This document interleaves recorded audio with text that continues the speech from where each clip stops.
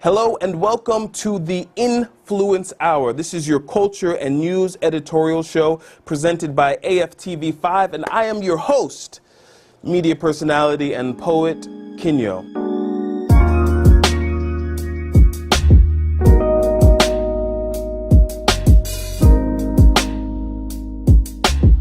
You're turning into the very first episode of Influence Hour. And what is this show going to be? You know, we're carving a space out in media, because media is one of the greatest powers we have in today's day and age. And if we don't use that power responsibly, and if we don't use that power to make change, then what is it that we're actually doing? Today on the docket, I have a number of really interesting issues. For instance, we want to talk about conflict minerals. And here at AFTV5, we also want to talk about the recent March conference that AFTV5 had. We also want to talk about a little bit of footage that we have of presidential hopeful from Cameroon.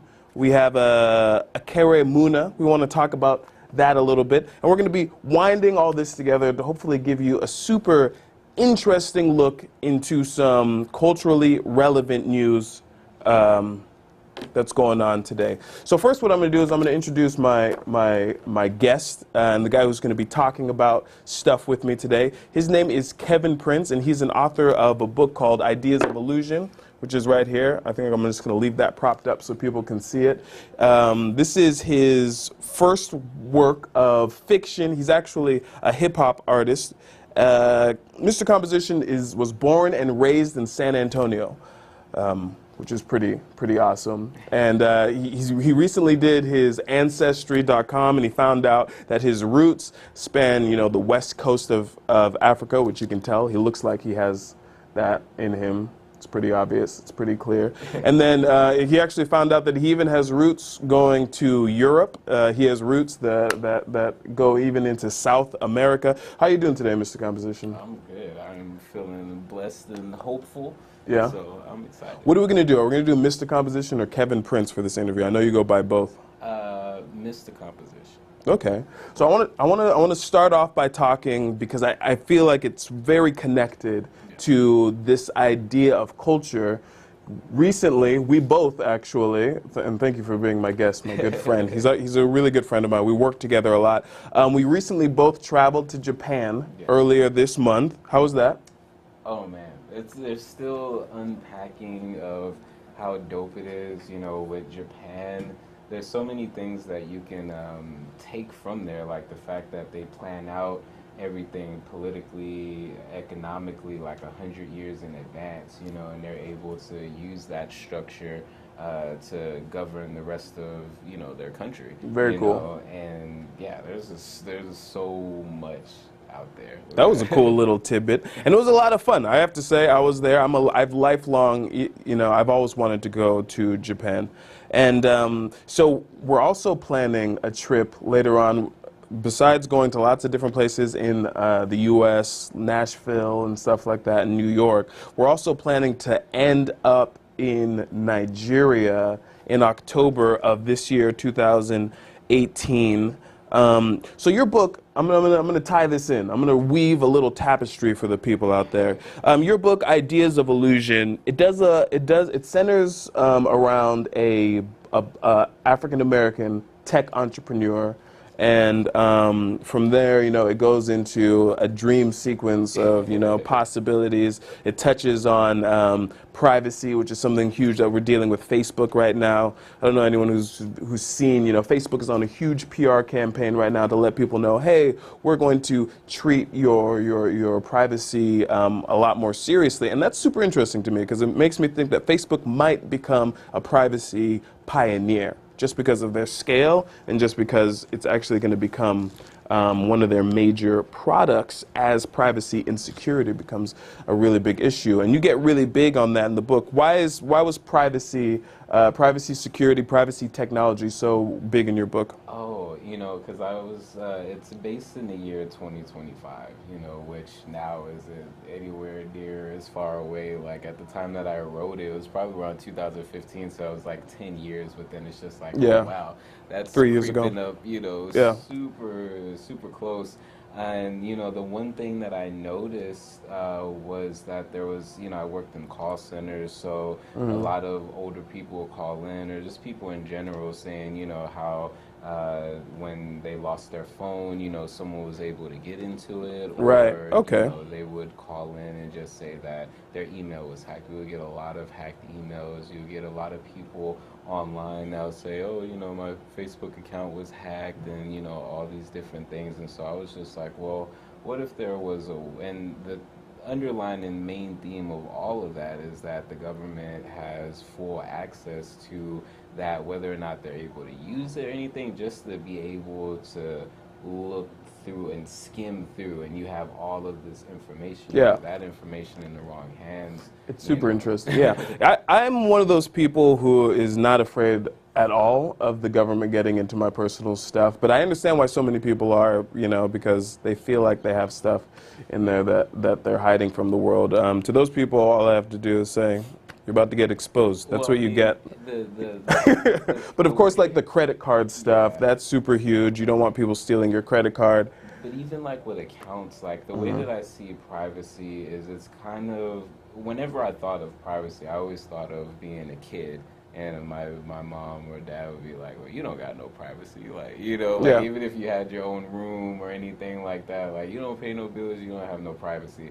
So, you know, we have these things called diaries or journals Yeah. or different things that we And now would Facebook is have- so much of everybody's diary. Exactly. And what's so ironic about it is that so many people are so concerned with privacy. Like, I looked at it when I did the book as this thing, like, okay, this is a concern for everybody. Should it be a concern? I don't 100%, you know, I think it's, and that's the idea of illusion, Yeah. you know, pun intended, is that, you know, ironically, so many people are screaming for privacy, but they put all their information online for free. Yeah, exactly. You know? And you know what? If people could get a pizza, I feel like 10 minutes faster, they'd probably give out their social security numbers. So everyone who's out there complaining about privacy, I don't believe you. Honestly, people would probably upload nudes if it meant that they could get free McDonald's delivery. So, but anyway, let's continue. I want to talk about how, and you know, I want to make sure people see the book and they go check it out. You can get this book on Amazon. It's there. And then you can also go to your website, dabtroll.com.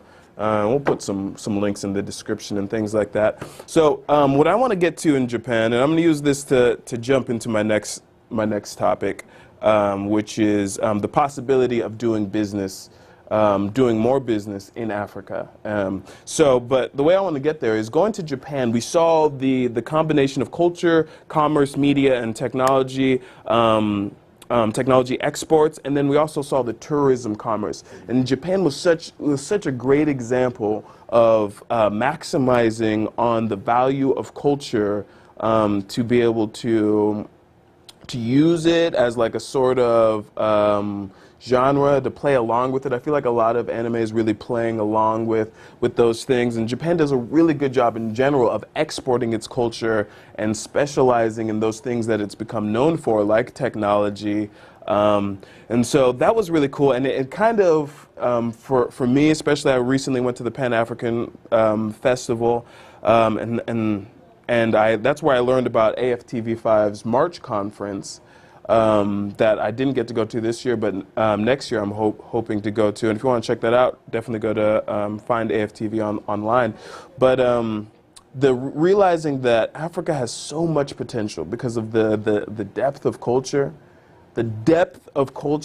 and the fact that it's known for so many things, but it's not receiving the profits of a lot of those things. So it's known for being, you know, one of the richest countries in minerals, and yet we still have problems with access to basic resources, basic infrastructure. We're having a problem with that. And why is that?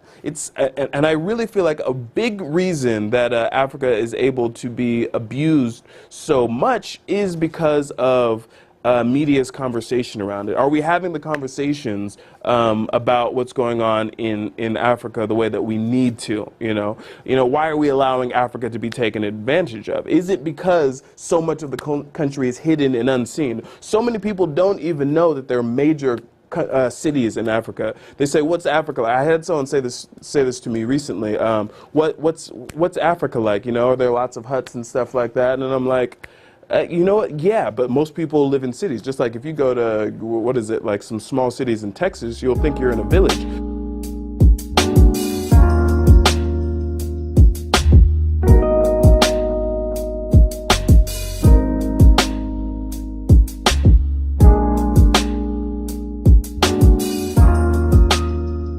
But there's obviously San Antonio. There's huge cities in Africa, you know. So what if we actually started talking about some of these things, and we refused to let them exist in silence? You know, what if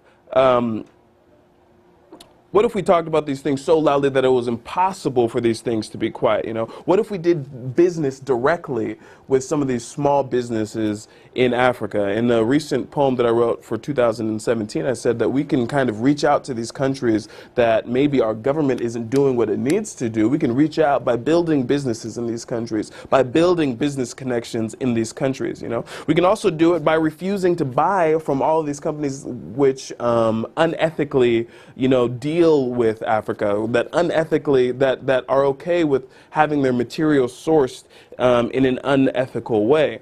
I recently found a website called enoughproject.org, and they rank businesses based on their progress of eliminating unethical practices in the sourcing of their minerals. So I say that it's getting pretty close to where we could refuse to buy from any company that doesn't make an intentional effort to show that they are respecting the people of Africa.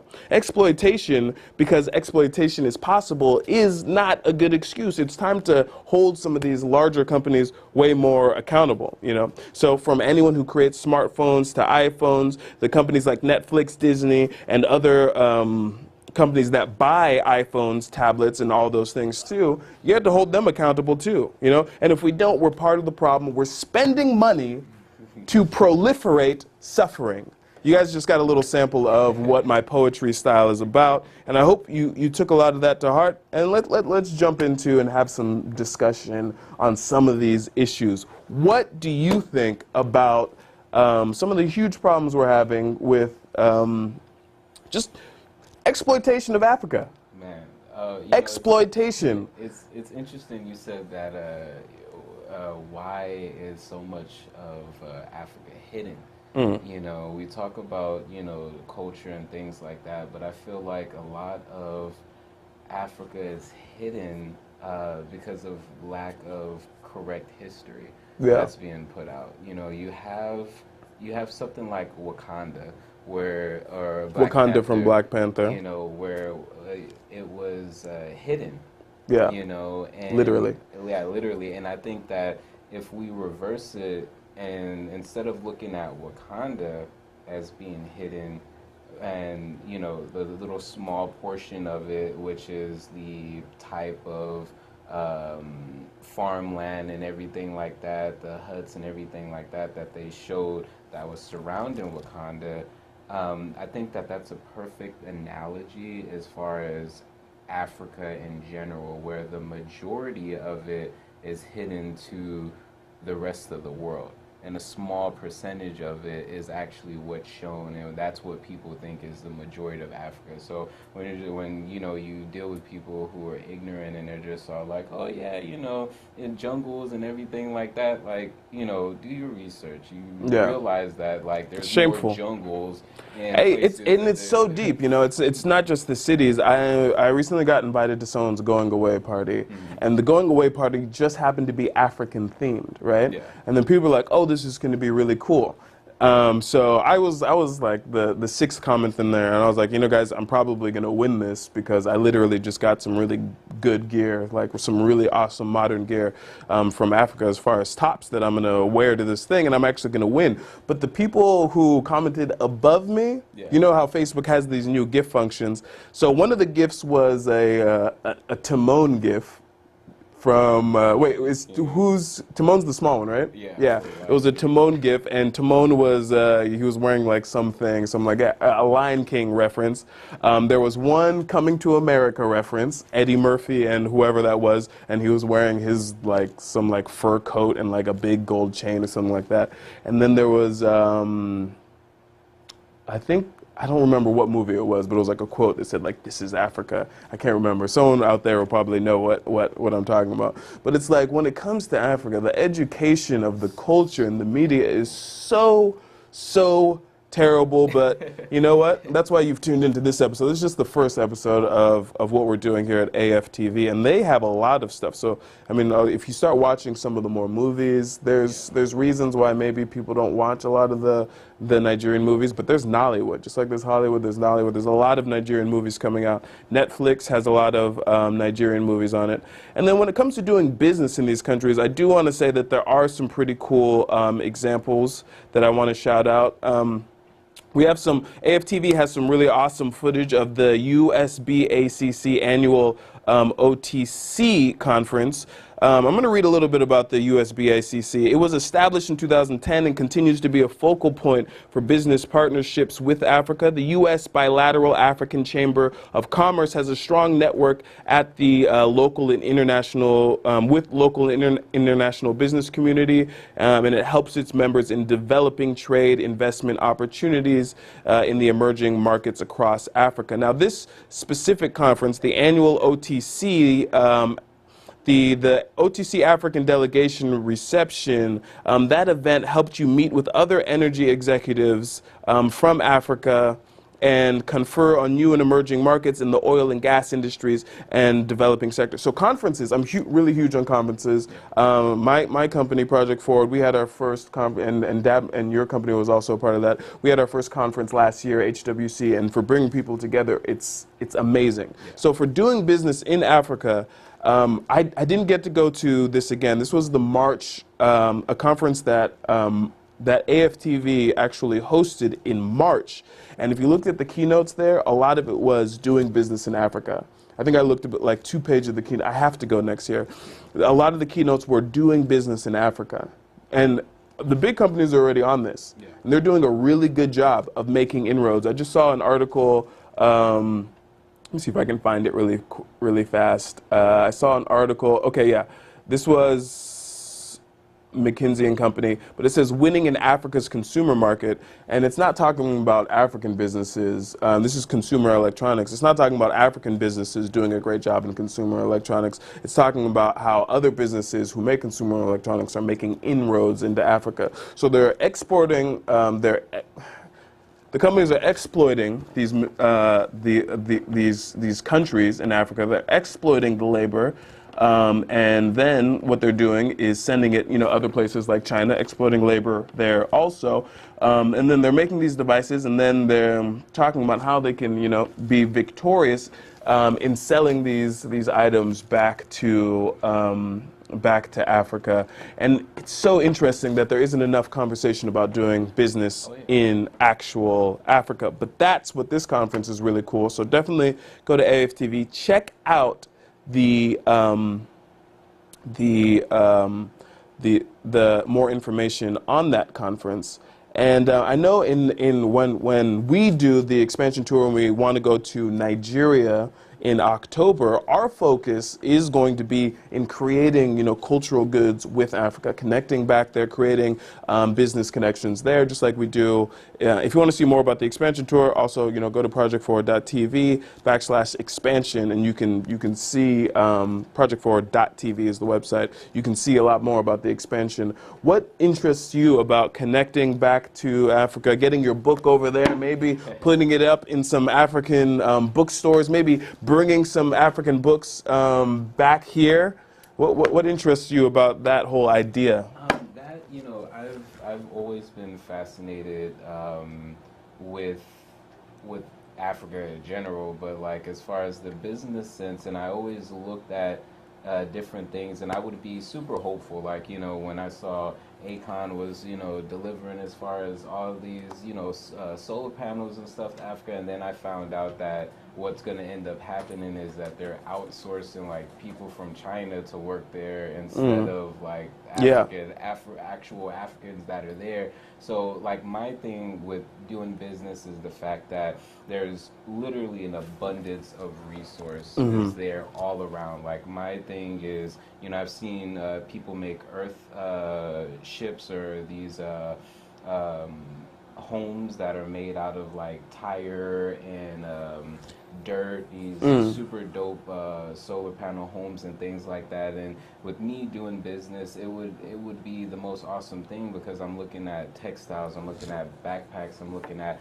socks, I'm looking at herbs, different things like that. And to be able to have that source to where it's just all like boom, from Africa to here, to the relatives, the family that's here in the Americas, and just allowing that money to generate back and forth. Like if I get some black soap from Amazon that comes directly from Africa. So if we're able to continue to make these business moves like that, where it's just like we don't have to. The reason why these bigger companies have their particular hands in it is due to years of generational wealth and stealing and all different other types of things. But here in 2018, where we have something like the internet, we're able to go directly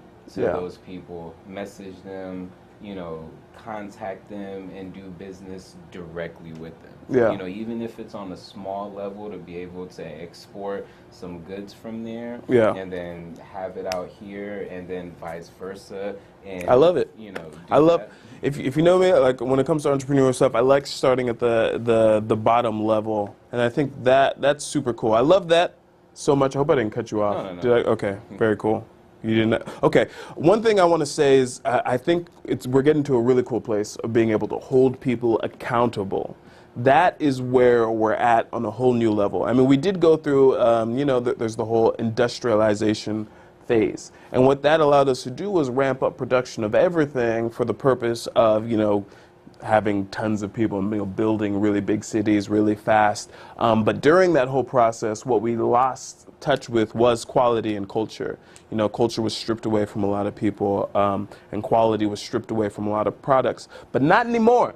With accountability, we're moving into a new technological age where we can see everything that's going on. Everything is being filmed. And that's why we're having so many conflicts. It's because there are so many problems that are getting solved. So I'm not running away from conflict. Let's have way more conflict. Conflict all the time. No conflict minerals, but conflict. Let's understand conflict.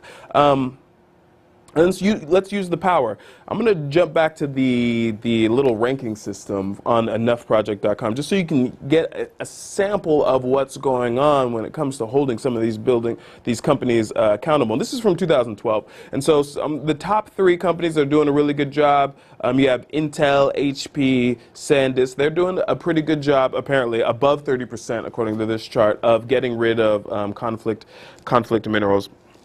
And I'm sure this is just the beginning, because statistics like these are hard to gather. Apple's kind of up there, too. They're in the top 10 or so.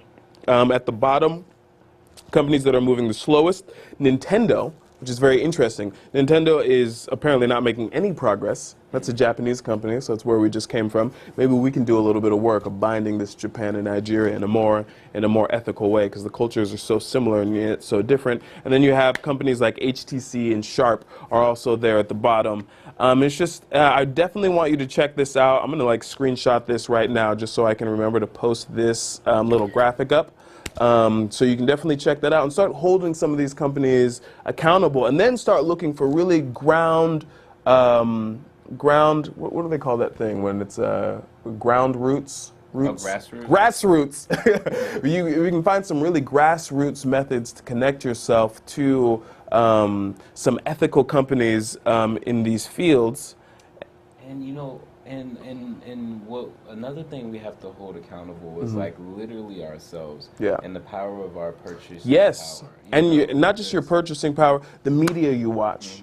We make all the decisions. The world is full of us, so we get to decide what it is that we're going to support. And especially, we figured out with movies like Black Panther, when we can get excited. When we get excited about something and we can find the cultural relevance, we can totally blow up anything we want. Exactly.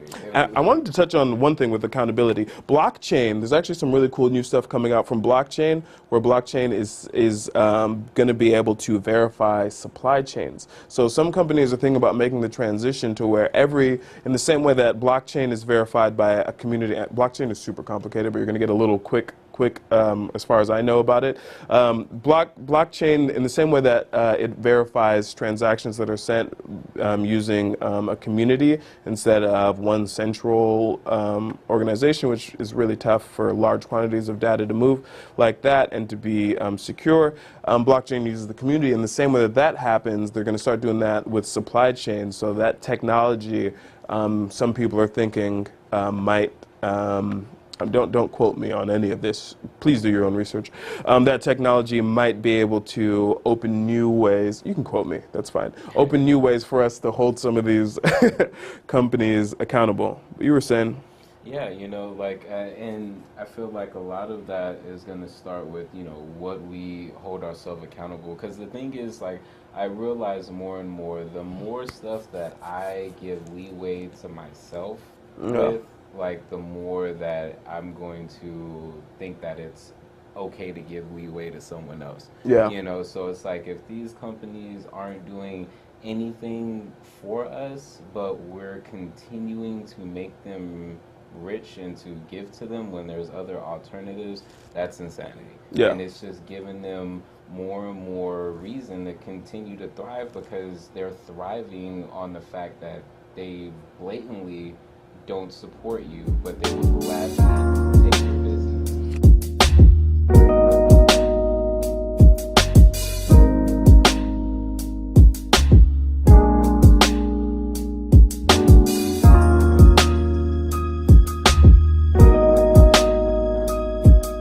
So let's get into this. So when we talk about coalescing any culture's energy, black people have a history of being really good at that.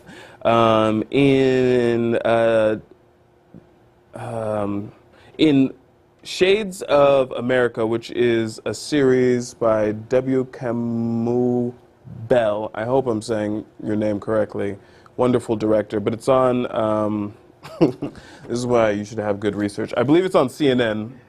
I have to get that right. So let's see, Shades of America. But he talks about, it's on CNN. United Shades of America, and yes, W. Kamau Bell.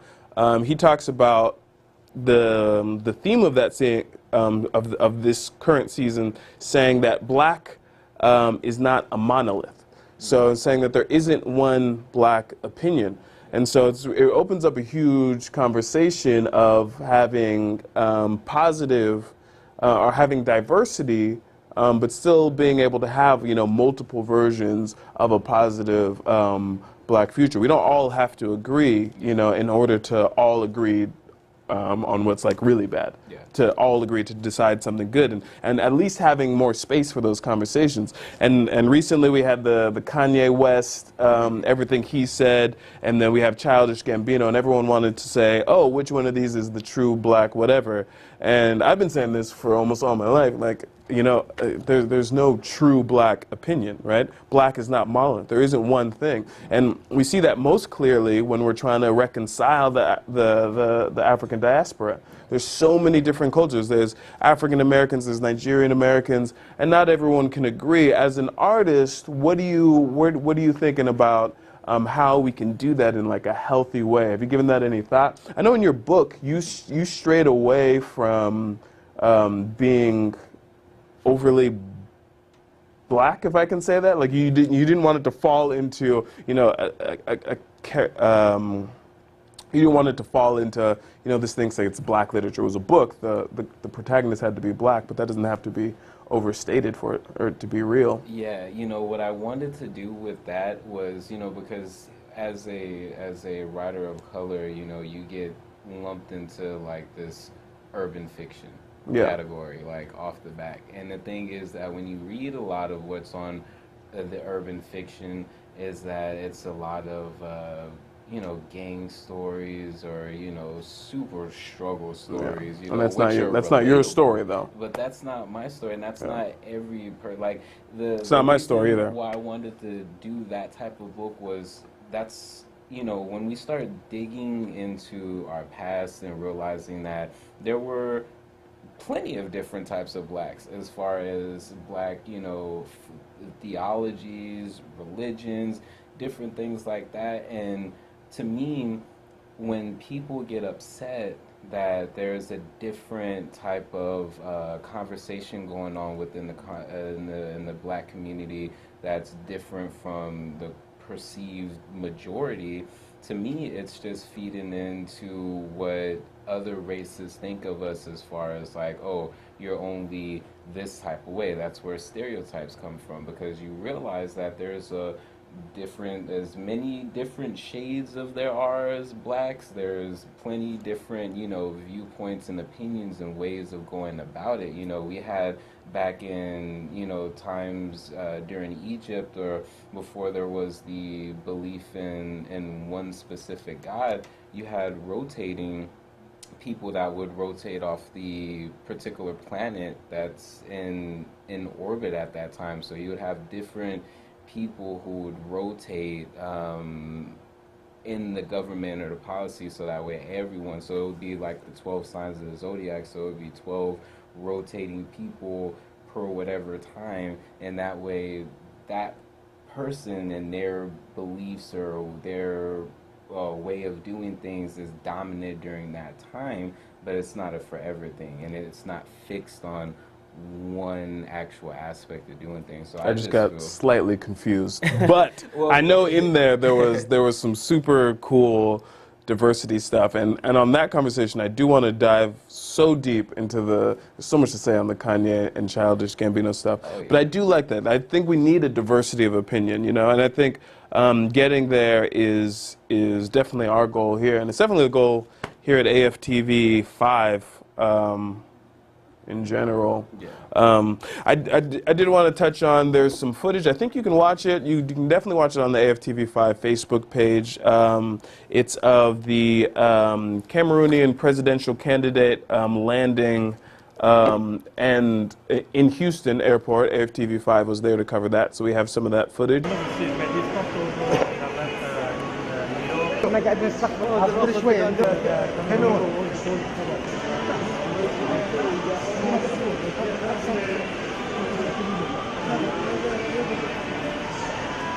وين رئيس الكاميرون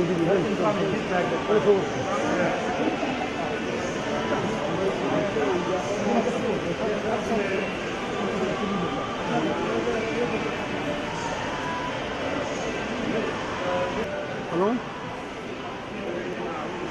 1, 2, 3, 4.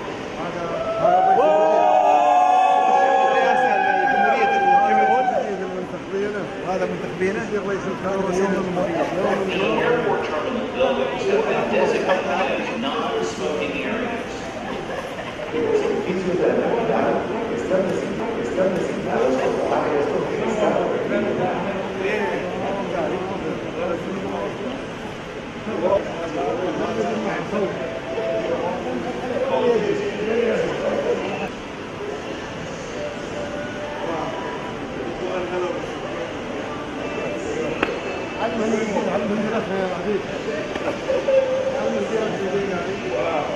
Mr. President.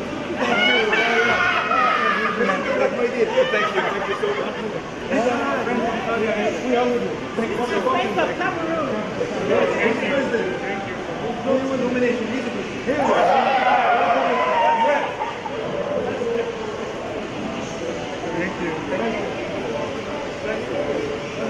you. Oui, Comment ça était va. le voyage? On peut fatiguer, mais ça va. Oui, ça va, ça va. Vous êtes content d'être à Très, Houston? très remonté à bloc pour voir les frères et les sœurs. Mais qu'est-ce qui vous amène? Pour ceux qui ne sont pas, qu'est-ce qui vous amène? Écoute, je suis là pour pouvoir échanger avec les compatriotes et leur discuter. So check that out. And then there's also some footage of him speaking at a conference in May. So you're going to be able to watch that right now.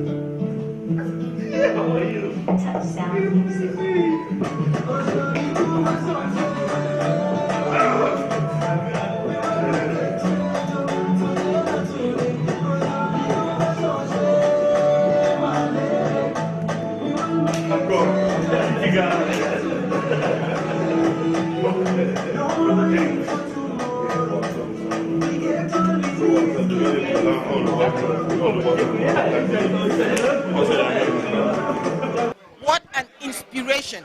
I am sure a lot of people who were here today will acknowledge that not everything that we hear and even see is for real. There's a lot going on in Cameroon, that's for sure. People are killed, things are going wrong, but we now know that we do have a solution, a viable solution. I do. I'm very excited because I was not expecting the turnout to be this good. So I can only glorify God. I am very happy because it was extremely successful.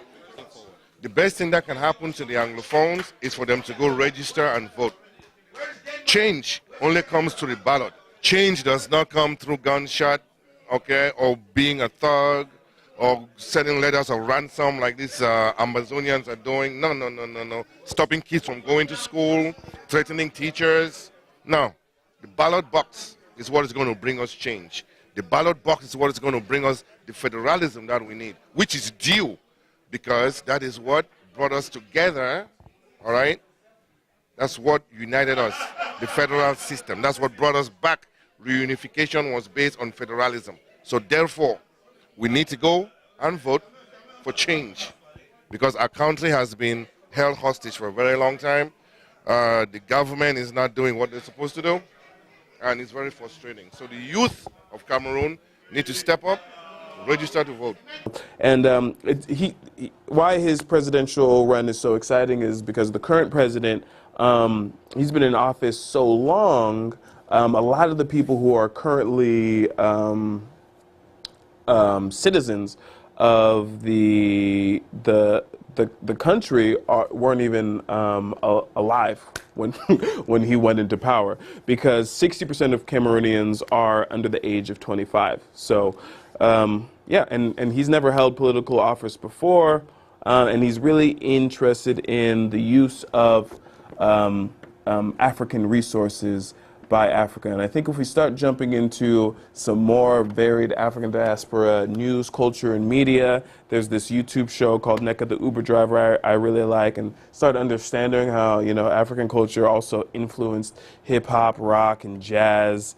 And we can start reaching a little bit outside of Black Panther, and we can let the Black Panther effect be something that continues nonstop. If we can do that, we will be hugely on the way to having a much wider and larger conversation about how we can stop supporting some of these countries that are completely destroying and exploiting Africa. I'm going to be honest with you, though, right now. I'm actually not concerned. Things are bad. Things are bad right now, but I'm just at the very beginning of my journey, very beginning of the things that I'm going to be able to do myself personally to be able to change some of the things that are going on in Africa and America and the African diaspora. You guys, I'm excited, because you have no idea the power of media right now in the hands of all of us, the power of you watching this right now, the fact that you found this, the fact that we were able to deliver it to you, means that we are able to deliver change. Media has the power of change. You saw what happens when a media mastermind, who a lot of people would say isn't the best option, but he is a media mastermind. When he uses it to the fullest extent, what happens? The dude becomes president. What about the dare I say, the presidents of different areas of our lives? Apple right now is the president of our smartphone technology. Disney is the president of our animation, the things that we watch. different people in local governments. They hold office in our lives, in our minds. But what if we started using media to do some different stuff, to make some changes? And it's not a what if for me. It might be a what if for you, but I'm already changing things. I'm sitting in this chair with a wonderful author called Kevin Prince, who wrote the book Ideas of Illusion. Definitely check him out and everything he does by searching for him and his book. Go to dabtroll.com. I'm your host, Kinyo, and once again, you're watching Influence Hour on AFTV. I hope you guys come and watch another segment. I'll make sure that I get it in your hands, and we'll keep following. We'll keep following. We're going to have some way to track the change that we're actually making. We're going to track it in the comments. We're going to track it in your shares. So if you believe that the conversation we're having is a conversation worth having, then I hope you'll share this. Thank you so much for watching Influence Hour. I'm your host, Kinyo. See you next time.